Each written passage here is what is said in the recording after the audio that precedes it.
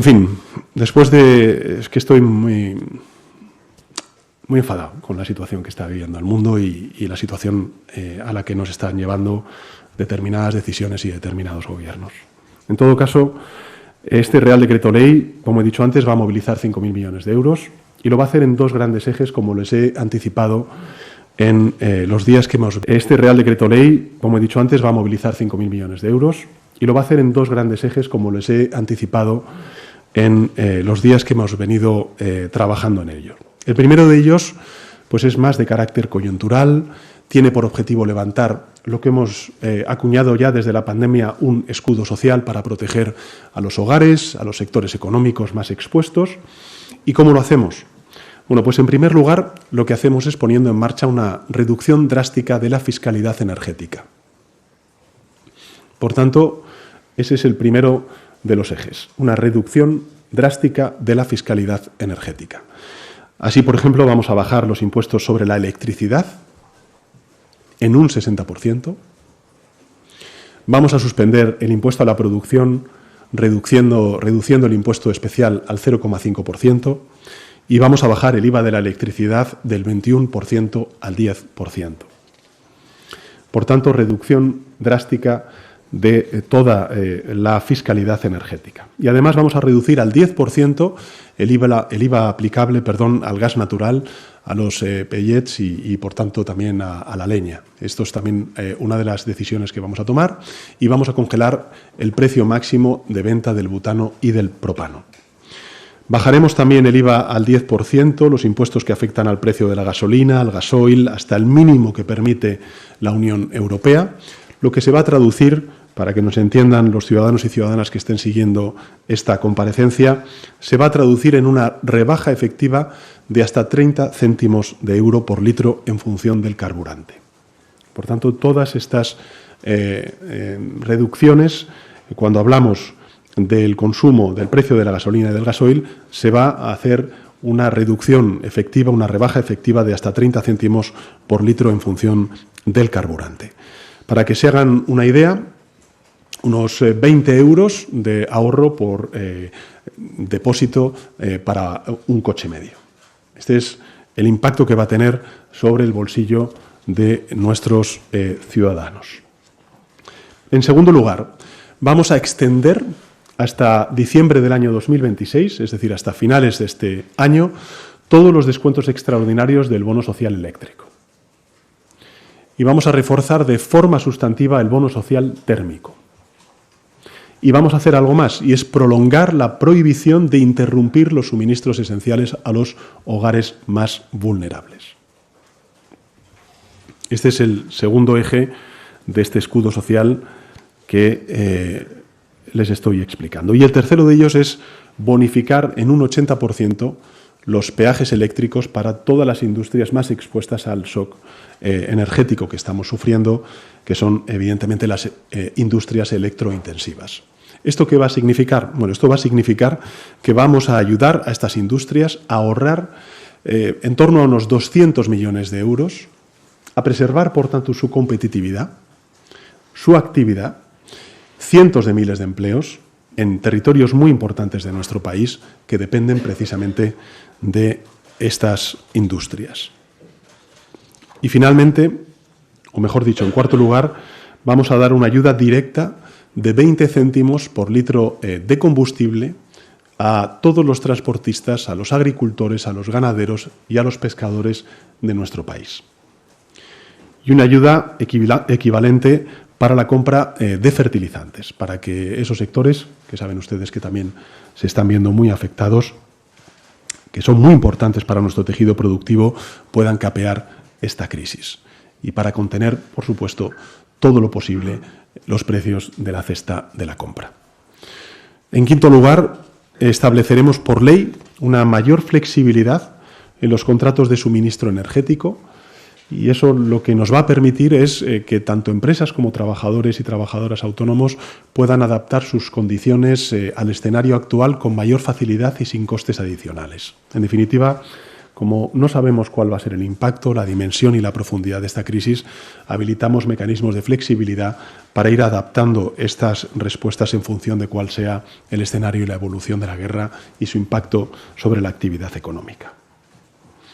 En sexto lugar, y con el objetivo de garantizar que todas estas ayudas no se desvirtúen y, por tanto, profundizar en la transparencia, vamos a dotar a la Comisión Nacional de los Mercados de la Competencia, la CNMC, de nuevas capacidades de supervisión y de sanción para que se persiga y, eventualmente, si se produce eso, se castigue con dureza a cualquier empresa que aproveche esta crisis o las ayudas del Estado, por tanto, las ayudas que proveen con sus impuestos los ciudadanos y ciudadanas para enriquecerse. Cada euro de este plan sale del esfuerzo de los contribuyentes y debe volver íntegro a ellos. Y, por tanto, creo que un gobierno responsable y también las autoridades competentes lo que no podemos tolerar es que por pura codicia intenten sacar tajada de esta guerra algunos. Calculamos, para que nos hagamos una idea, de que este paquete, repito, de 5.000 millones de euros, con todas las medidas anunciadas, va a beneficiar directamente a los 20 millones de hogares en nuestro país y a 3 millones de empresas. Directamente. 20 millones de hogares, 3 millones de empresas. Evidentemente no van a impedir que los efectos de esta guerra ilegal lleguen a España, pero sí al menos los harán menos erosivos y algo más llevaderos.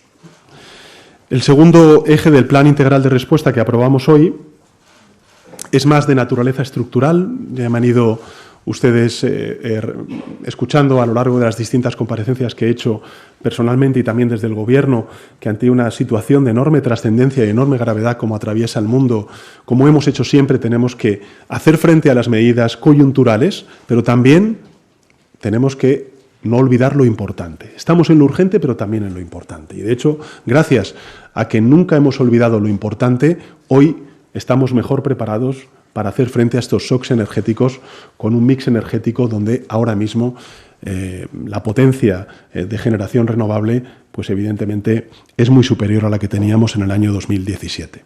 Por tanto, lo que hacemos es, desde el punto de vista estructural, continuar con esa política energética coherente de descarbonificación y de electrificación de la economía española, que no solamente se ha desvelado como muy positiva para hacer frente a los efectos de la emergencia climática, que por desgracia también sufre España, particularmente la península ibérica. Recordemos los trenes de borrasca que hemos sufrido desde el principio de año, sino que también es bueno para nuestros conciudadanos, nuestros hogares, y lo están viendo además en sus bolsillos. Por tanto, contiene medidas orientadas a impulsar nuestra soberanía energética, apostando por las energías autóctonas de nuestro país y haciendo en consecuencia que seamos más resilientes ante crisis externas. La mayoría presentan un carácter marcadamente técnico. Posteriormente les invito a los periodistas a que puedan tener una reunión con los secretarios de Estado de los departamentos que están directamente implicados en estas cuestiones. Pero para que nos hagamos una composición de lugar, hablamos de acciones como, por ejemplo, la entrada en vigor de un paquete masivo de deducciones en el impuesto de las rentas de las personas físicas para la instalación de placas solares, puntos de recarga, bombas de calor. Por tanto, aquellos ciudadanos y ciudadanas que apuesten por este tipo de inversiones que contribuyen a la descarbonización de la economía y, por tanto, a la soberanía energética, van a poder deducirse fiscalmente en el IRPF este tipo de inversiones y de gastos. Por tanto, estamos hablando de deducciones en el IRPF para instalaciones de placas solares, puntos de recarga y también bombas de calor. La puesta en marcha de nuevas ayudas también para la aclimatación de edificios. La agilización, porque había algunos cuellos de botella, en la instalación de energías renovables. El incremento de nuestra capacidad de almacenamiento eléctrico, mediante, por ejemplo, baterías, declaración de utilidad pública de bombeo hidroeléctrico. En definitiva, lo que quiero decir con esto es que todas estas medidas que han sido recogidas en este Real Decreto Ley van en la línea que lleva el Gobierno 7 años desplegando de descarbonización y electrificación de nuestra economía y, por tanto, ganar en soberanía energética. Antes, la vicepresidenta tercera, en el Consejo de Ministros y Ministras, hacía referencia a la evolución que ha habido en estos años en el despliegue de renovables, que no es menor y que gracias a ello hoy somos más resilientes ante este tipo de shocks energéticos. Para que se hagan una idea, y está aquí la vicepresidenta para corregirme, en estos últimos 7 años la potencia instalada en energías renovables ha aumentado en un 150%. 150%, quédense con esa cifra. En los 7 años anteriores de la administración del Partido Popular solamente aumentaron en un 7%. En un 3%. Incluso, fíjese, le subía la nota a la administración de Rajoy. En un 3%. 3%, 150%. Imagínense ustedes cómo hubiéramos estado durante la crisis energética de Ucrania o cómo estaríamos hoy con la capacidad de respuesta si tuviéramos una potencia instalada de esos guarismos, de un 3% en 7 años. Bueno, yo creo que también esto es importante ponerlo en valor y, sobre todo, decirle a los ciudadanos que apostar por las energías renovables, también desde el punto de vista personal, en sus hogares, en sus comunidades de vecinos, sale a cuenta. Sale a cuenta en los bolsillos de los ciudadanos, de la gente de a pie. Bueno, todas estas medidas, como he dicho antes, están recogidas en el Real Decreto Ley. Posteriormente, para las cuestiones más técnicas, podrán preguntarles a los secretarios y secretarias de Estado. No me quiero extender mucho más, pero sí quisiera decir que todas estas medidas se construyen, primero, a partir del análisis técnico, que creo que esto es muy importante, porque estamos hablando de sectores muy delicados que necesitan de esa capacitación técnica a la hora de poder ser modificados, de la experiencia acumulada en la gestión de crisis durante estos últimos casi 8 años y de nuestras conversaciones, que creo que esto es muy relevante también ponerlo en valor, que hemos tenido con los agentes sociales y con los grupos parlamentarios, a los cuales quiero de nuevo agradecer su compromiso en la propuesta y espero también en el apoyo y en la convalidación de este importante Real Decreto Ley. En fin, no contamos con el apoyo de todos los grupos para otro segundo Real Decreto Ley que vamos a poner en marcha y que a continuación les presentaré. Pero sí quiero, de nuevo, como he dicho antes, en este Real Decreto Ley agradecer a los grupos parlamentarios su compromiso. Y para complementarlas, hoy hemos llegado a un acuerdo entre los dos grupos políticos que componemos este Gobierno de coalición progresista para aprobar un segundo Real Decreto Ley que establece una congelación temporal de los precios del alquiler similar al que aplicamos en crisis previas. Son 2 Reales Decretos Leyes, uno de un plan de respuesta específico y muy volcado en los efectos económicos y de cara también, lógicamente, a los sectores afectados por esta crisis energética y que les he esbozado, y un segundo Real Decreto Ley que establece, como he dicho antes, la congelación temporal de los precios de alquiler, similar, por cierto, al que hemos venido aplicando en otras crisis previas. También, por ejemplo, cuando se afrontó la crisis energética derivada de la guerra de Putin en Ucrania. En este segundo, no así en el primero, en este segundo, pues es evidente Real Decreto Ley que somos conscientes desde el Poder Ejecutivo que no existe aún una mayoría parlamentaria en el Congreso de los Diputados para poder convalidarlo. Somos conscientes de ello. Pero no por ello el Gobierno de coalición progresista va a renunciar a dar una respuesta también a la emergencia habitacional que sufre buena parte de la ciudadanía española. Por eso llevamos este decreto aparte, para que en los próximos días, en las próximas semanas, podamos seguir negociando con el resto de grupos parlamentarios y podamos sacarlo adelante. Porque, efectivamente, la vivienda es un asunto fundamental para los ciudadanos y, por supuesto, también para el Gobierno de coalición progresista. Voy terminando diciendo lo siguiente a los ciudadanos y ciudadanas que estén siguiendo esta comparecencia. Cuando el plan que hemos aprobado hoy entre en vigor en el día de mañana, tras su publicación en el Boletín Oficial del Estado, España se convertirá en el país con el mayor escudo social y económico de toda la Unión Europea en respuesta a esta guerra ilegal que no avalamos. Repito, seremos el país con el mayor escudo social y económico de toda la Unión Europea. De una guerra, insisto, que no avalamos. Sus medidas estarán vigentes el tiempo que sea necesario. Y si las circunstancias lo requieren, lo exigen, porque la gravedad de la crisis se acentúa, desde luego las ampliaremos. No es un plan cerrado, sino que es un plan abierto, coherente con todo lo que hemos venido haciendo hasta ahora y que, por cierto, ha funcionado en términos coyunturales y en términos estructurales y que ha permitido recuperar e incluso superar en tiempo récord el crecimiento económico, la creación de empleo que teníamos antes de las crisis que hemos venido sufriendo, véase la pandemia, la guerra en Ucrania, y por tanto, si tenemos que seguir ampliándolas, lo haremos. Pero seamos claros y honestos, ningún plan, por ambicioso que sea, podrá neutralizar todas las miserias de esta guerra ilegal. Por eso, a la vez que apoyamos las medidas y nos ayudamos los unos a los otros a capear los efectos de esta crisis, tenemos que seguir exigiendo el cese inmediato de este conflicto. Y tenemos que hacerlo todos, también los partidos políticos, exigiendo que se respete el derecho internacional y repitiendo con todas nuestras fuerzas un no a la guerra, que ya no es solamente el grito de España, sino que es un clamor cargado de orgullo y de verdad que está haciendo suyo el mundo entero. Creo que es muy importante que ayer Europa dijera: esta no es nuestra guerra. Como España dijo no a esta guerra. Y creo que las opiniones públicas mundiales de todas las sociedades, particularmente de las sociedades occidentales, están altamente concienciadas sobre la posición de no a la guerra que deberían tener todos sus gobiernos.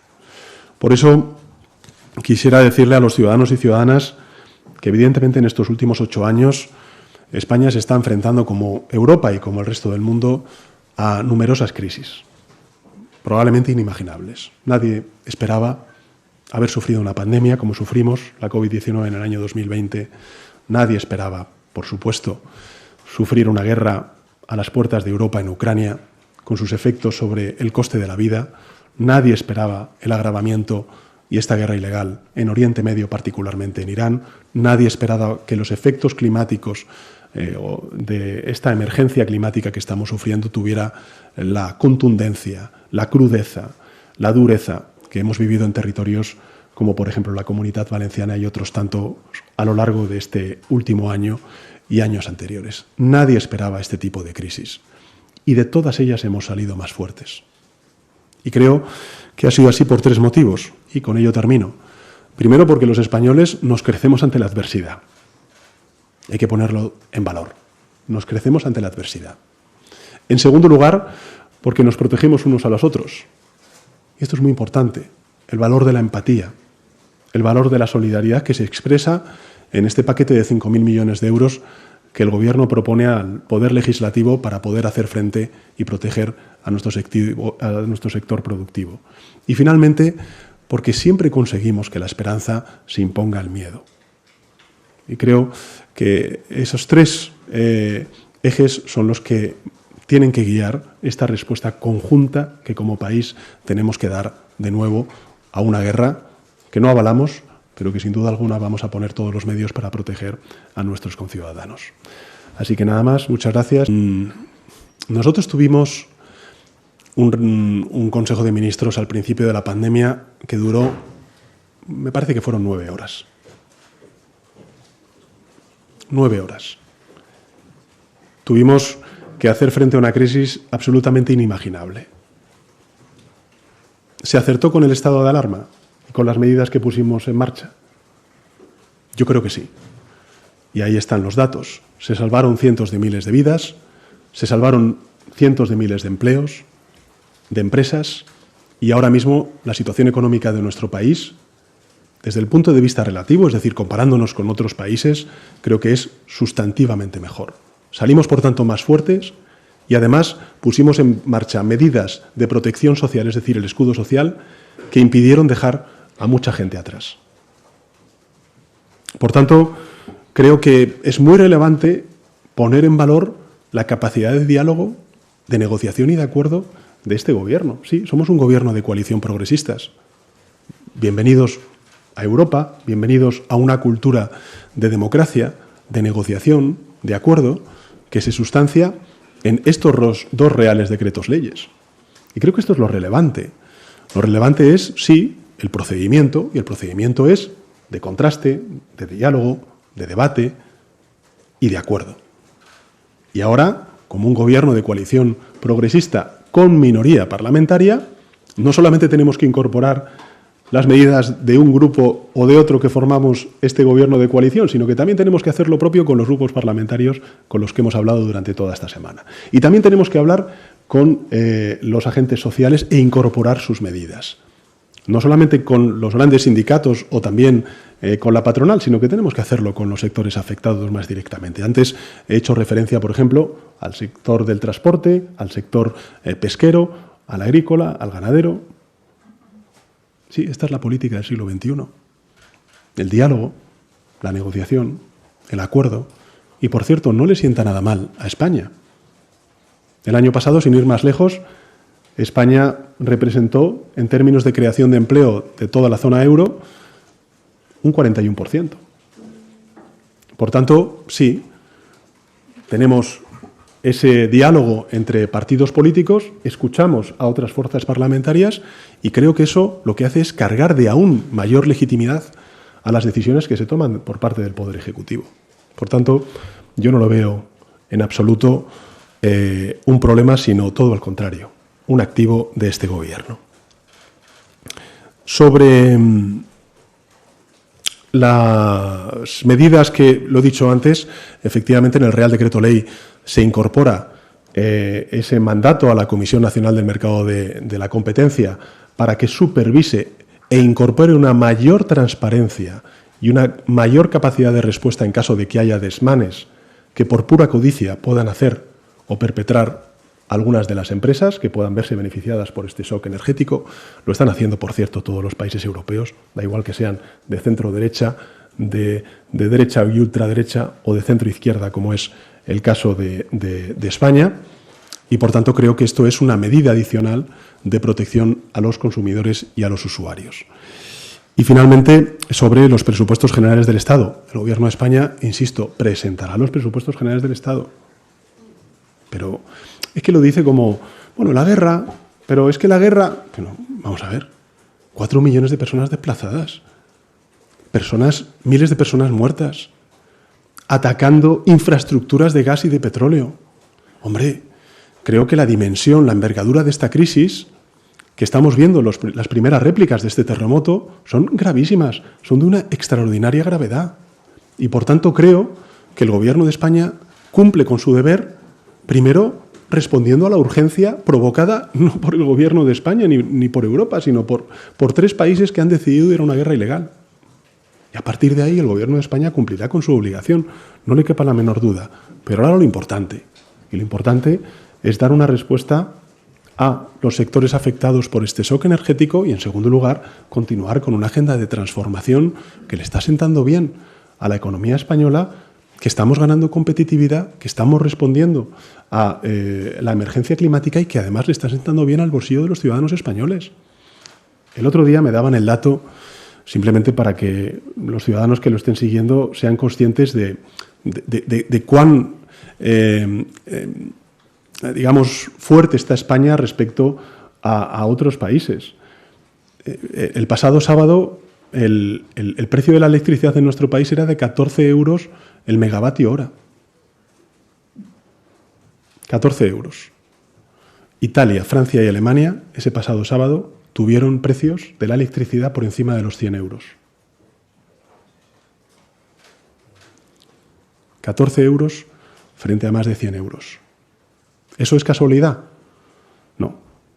Es convicción, determinación, decisión de un gobierno que durante estos últimos 7 años, frente al anterior, que solo aumentó en un 3% la potencia en renovables, ha aumentado en más de un 150% la potencia en renovables. Y eso, frente a aquellos que continúan defendiendo el uso de combustibles fósiles, pues creo que marca la diferencia a la hora de estar más preparados para responder a estas crisis. Y quiero recordar algo, sobre todo para la tranquilidad de los ciudadanos y ciudadanas. Cuando empezó la guerra de Putin en Ucrania, recordarán que tuvimos inflaciones de 2 dígitos y que teníamos el precio de la electricidad disparado como consecuencia del gas, entre otras cosas, particularmente del gas. Bien, el Gobierno de España movilizó entonces, a lo largo de distintos paquetes, en ese plan de respuesta integral, nada más y nada menos que 25.000 millones de euros. 25.000 millones de euros que, junto con el despliegue de las renovables, nos permitió ser uno de los primeros países europeos en recuperar una inflación del 2%. Por tanto, hay solvencia técnica, hay capacidad de experiencia, hay, por supuesto, poner a las personas, sobre todo a los más vulnerables, en el centro de nuestras prioridades políticas. Hay confianza por parte de los agentes sociales. Y espero, deseo, y yo creo que va a ser así, responsabilidad por parte de los grupos parlamentarios de aprobar estos reales decretos leyes que son muy importantes para la gente de a pie de nuestro país.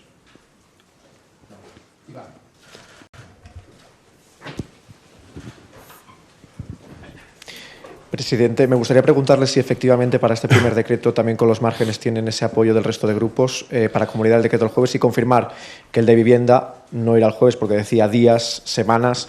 Luego que esos 5.000 millones es el coste a las arcas públicas también en renuncia de recaudación. ¿Hasta cuándo es? ¿Equivale al cálculo hasta finales de año? Y por último, si en este caso se descartó la bonificación de los 20 céntimos para usuarios, ¿por qué se ha optado por esta vía para transportistas y el campo? Gracias. Bueno, muchas gracias.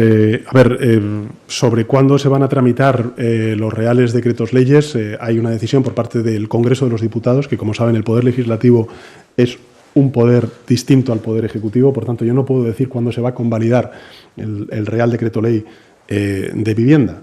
Lo que sí que hay ya una decisión por parte de la Mesa del Congreso de los Diputados es de convalidar este Real Decreto Ley la próxima semana. Y, por tanto, pues cuando decida la Mesa, cuando decidan las Cortes Generales, nosotros pues trabajaremos desde ya para, digamos, influir y convencer al resto de grupos parlamentarios de que es importante también convalidar el Real Decreto Ley de Vivienda. Insisto, nosotros no vamos a renunciar. Aunque no haya una mayoría parlamentaria en el Congreso de los Diputados, que no la hay a día de hoy, no vamos a renunciar a poner encima de la mesa medidas excepcionales en el ámbito de la vivienda ante una situación excepcional que es la que se está viviendo. Como se vivió, por cierto, con la guerra de Ucrania, también durante la pandemia, se aprobaron por parte de muchos grupos parlamentarios, a izquierda y derecha, este tipo de medidas.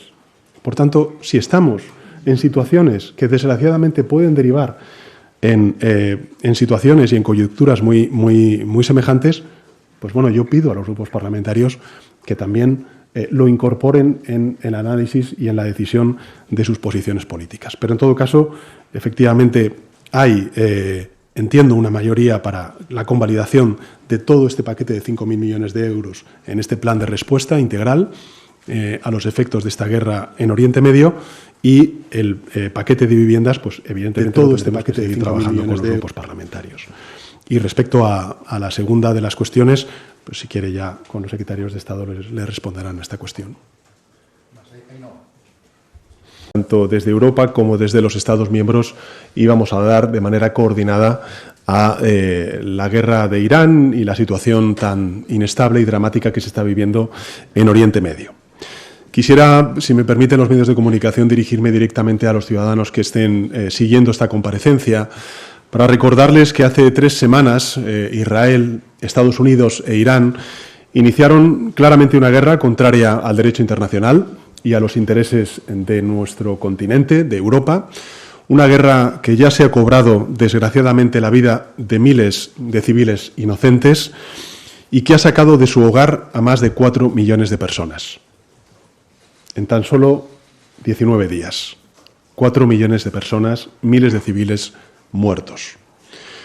Y que también está provocando las primeras réplicas de un terremoto económico de escala global, cuya primera manifestación ya los hogares, los ciudadanos y ciudadanas, cada vez que cogen el coche o se desplazan, empiezan a sufrir en forma de aumento de los precios de los combustibles, también en el sector primario los fertilizantes, con incrementos que van desde un 25 a un 40% respectivamente, en tan solo 20 días.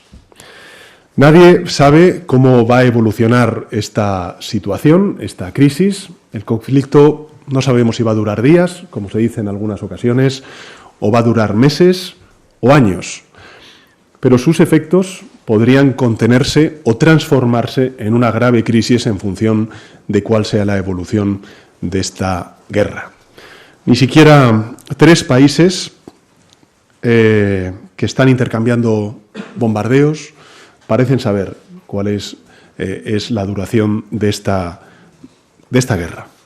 Por tanto, el horizonte mundial, es el mensaje que quisiera trasladarle a los ciudadanos, está cargado de incertidumbres, no provocadas por ellos, ni por el Gobierno de España, ni por los gobiernos europeos, ni por las instituciones comunitarias, sino por países, personas ajenas a nosotros.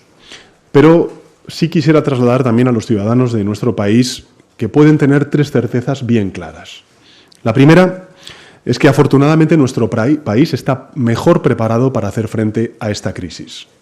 De hecho, el fuerte crecimiento económico que venimos registrando de unos años a esta parte, el rigor fiscal de nuestras cuentas públicas y nuestra apuesta decidida por un modelo energético completamente diferente al que heredamos allá en el año 2018, con las energías limpias siendo la vanguardia de esa transformación energética, hacen que hoy España, afortunadamente, esté mejor preparado que casi ningún otro país de nuestro entorno para hacer frente a este shock energético derivado de la guerra ilegal en Irán.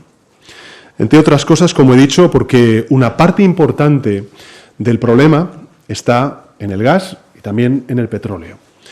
Y para que se hagan una idea, en lo que llevamos del año 2026, el gas ha marcado el precio de la electricidad en España solo en un 15% del tiempo. Solo en un 15% del tiempo, la evolución del precio del gas ha marcado la evolución del precio de la electricidad en nuestro país.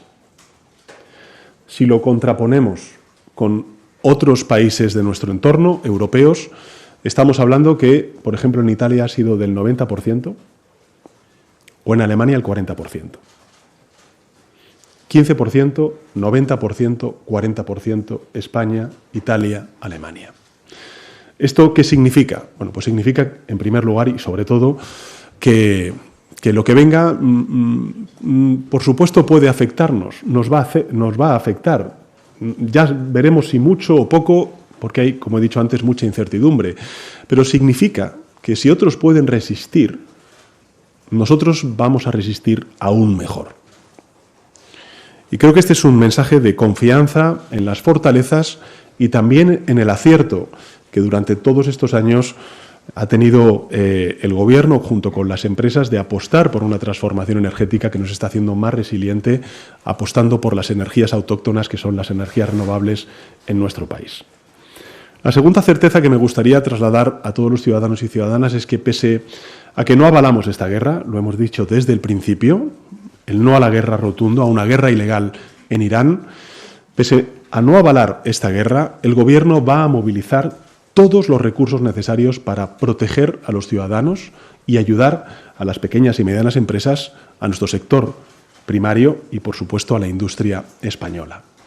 Como hicimos durante la pandemia, como hemos hecho en otras crisis como la crisis inflacionaria que provocó la invasión de Putin en Ucrania, como hemos hecho siempre que España y los españoles lo han necesitado, con reformas valientes, pioneras, por ejemplo en la transformación energética, por tanto nunca olvidando lo importante, con instituciones comprometidas y con ayudas directas para paliar los efectos coyunturales de estos shocks que desgraciadamente también estamos sufriendo de nuevo hoy como en el pasado, poniendo por tanto los intereses de la gente de a pie siempre por delante, centrando todas las políticas y todas las respuestas en los intereses y en el bienestar de la gente de a pie.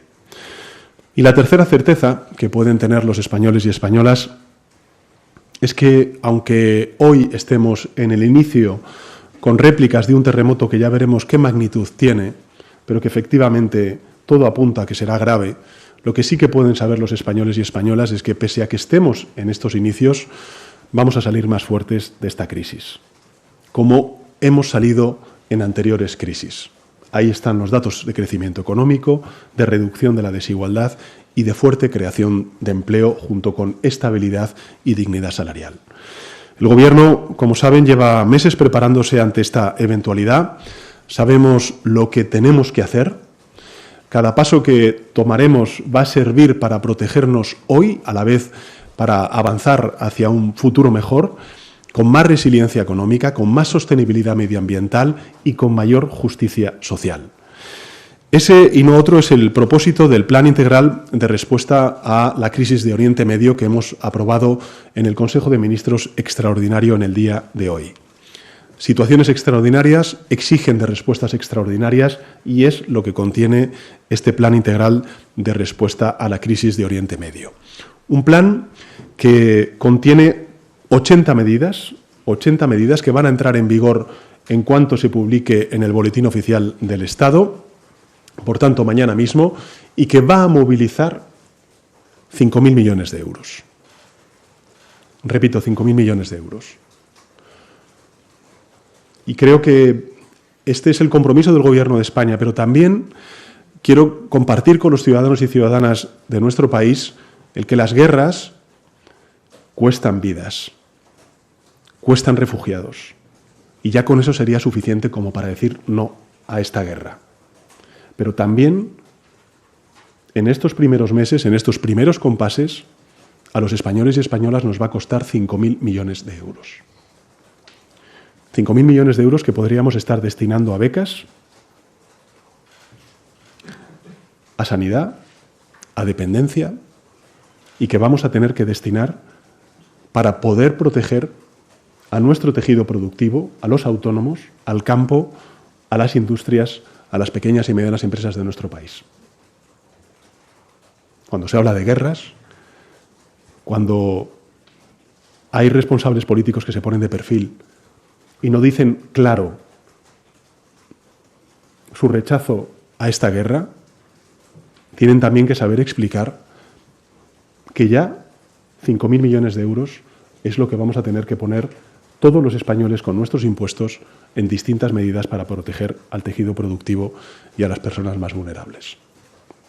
En todo caso, para no restar ni un milímetro de empatía que sé que tienen los ciudadanos y ciudadanas de nuestro país cuando ven las imágenes terribles de lo que está sucediendo en Oriente Medio, de los desplazados y refugiados que hay en Gaza, en Cisjordania, en el Líbano o ahora también en Irán, creo que es muy importante ser consciente de que cualquier decisión que se tome fuera de nuestro país que al final alimente conflictos bélicos, como está sucediendo en Oriente Medio, acabamos pagándolo todos de una u otra manera. Y lo más importante es, por supuesto, el coste de vidas inocentes. Por eso son 5.000 millones de euros. Por supuesto, como he dicho desde el primer momento, si necesitamos poner más recursos económicos, se pondrán por parte de la Administración General del Estado. Vamos a poner todos los recursos económicos al alcance y la magnitud en proporcionalidad de esta crisis, pero sin duda alguna creo que es importante recordar que si esta guerra acaba hoy mejor que mañana o mañana mejor que pasado mañana, esa será la medida menos onerosa y que más vidas salva para poder hacer frente a las consecuencias sociales y económicas de esta guerra ilegal. En fin, después de... Es que estoy muy enfadado con la situación que está viviendo el mundo y la situación a la que nos están llevando determinadas decisiones y determinados gobiernos. En todo caso... Presidente, buenas tardes. Más allá de defender que este es un gobierno de diálogo y que ese diálogo a veces es duro, yo le quería preguntar si hacen algo de autocrítica de cómo se negocia. ¿Se negocia hasta el final con ese retraso? Es cierto que en la pandemia hubo un Consejo de Ministros que se dilató 9 horas, pero hasta ahora, al menos que sepamos nosotros, no había ocurrido que parte del Consejo de Ministros, algunos de los ministros del ala minoritaria, se negaran a entrar en una reunión del Gobierno Gobierno para presionar en esas negociaciones y si en esa autocrítica también incluyen que se esté priorizando a Junts y el PNV, partidos de corte más conservador, sobre sus socios habituales de izquierda que entienden que siempre les van a secundar. Sobre presupuestos, me gustaría saber si, aunque no tengan los apoyos, los van a llevar al Congreso. Y si nos puede actualizar el margen temporal, porque hay quienes piensan que si nos vamos ya al entorno del verano, pues quizá interesa estar trabajando ya en los del 27 y no tanto en los del presente año. Y en relación a la ministra de Hacienda, se tiene que marchar del Gobierno porque va a ser candidata en Andalucía. Me gustaría si nos pudiera decir cuándo va a ser esa crisis, esa remodelación de Gobierno, si piensa en una remodelación quirúrgica como las que ha hecho hasta ahora o de más calado, y si hace también balances sobre la estrategia de colocar a ministros como candidatos en los territorios. Venimos de Aragón, venimos de Castilla y León, donde el candidato ha tenido un buen resultado pero no estaba vinculado al Gobierno.